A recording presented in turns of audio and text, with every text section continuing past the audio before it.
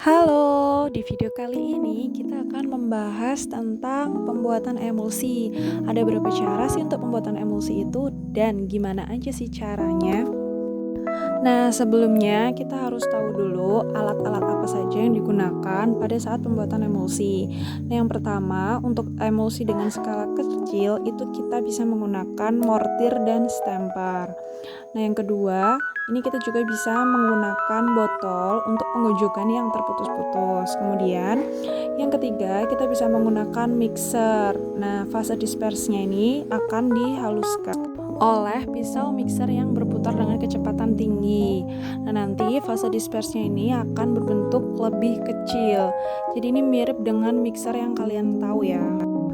Nah, selanjutnya kita bahas tentang metode pembuatan emulsi. Nah, ini ada beberapa macam. Dan yang pertama, ini ada metode gom kering. Nah, biasanya di metode ini si gom Arab sebagai zat pengemulsi itu akan dicampur dengan minyak lebih dahulu. Kemudian baru ditambahkan air untuk membuat korpusnya. Baru setelah itu nanti ditambahkan dengan sisa air yang ada. Itu yang untuk gom kering. Kalau untuk metode gom kering, tadi emulgatornya itu dicampur dengan minyak terlebih dahulu. Kalau di metode gom basah ini, emulgatornya itu harus dilarutkan dulu dengan air. Jadi kebalikan ya untuk awalnya.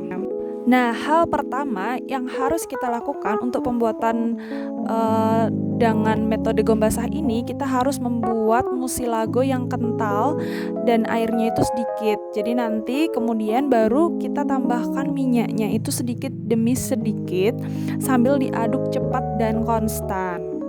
Nah, saat pembuatan, kalau emulsi kita itu terlalu kental, nanti bisa kita tambahkan airnya itu sedikit demi sedikit aja agar mudah diaduk. Kemudian nanti langsung ditambahkan sisa minyak yang ada. Nah, setelah semua minyaknya itu tadi masuk, kita bisa menambahkan air sambil diaduk pelan-pelan saja.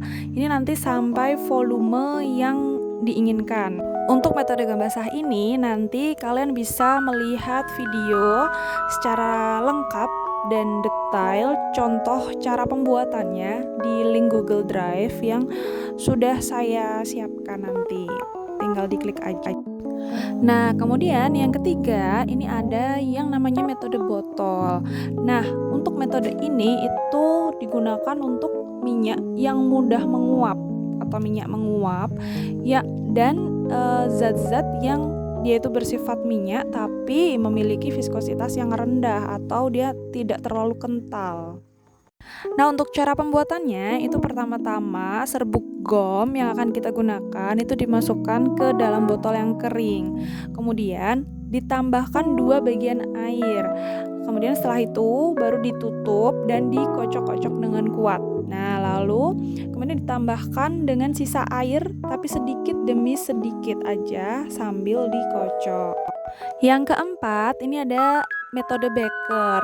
Nah, untuk metode ini itu digunakan kalau kita akan membuat emulsi yang terdiri dari 2 jenis emulgator. Jadi emulgatornya ini ada 2 jenis. Yang pertama itu dia yang larut air dan ada juga yang dia itu larut minyak. Nah, masing-masing emulgator tadi itu kita masukkan ke dalam beker yang terpisah ya, itu di atas water bath, dan kita panaskan sampai suhunya itu 70 derajat Celcius. Kalau kedua emulgator itu sudah memiliki suhu yang sama, maka fase internalnya ini akan kita masukkan ke dalam fase eksternal dengan diaduk secara terus-menerus sampai minyaknya itu hampir dingin.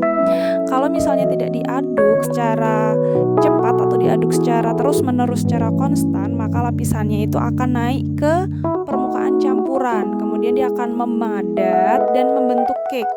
Jadi sedapat mungkin terdispersinya itu harus secara seragam sampai sediaan itu jadi.